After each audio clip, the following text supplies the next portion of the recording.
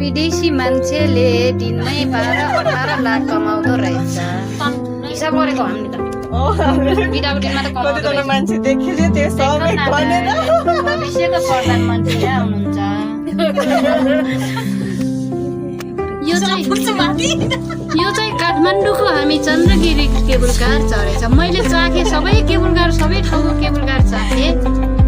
मेरो अन्तिम निर्णय के छ भने सुर्खेतको लामी डाँडामा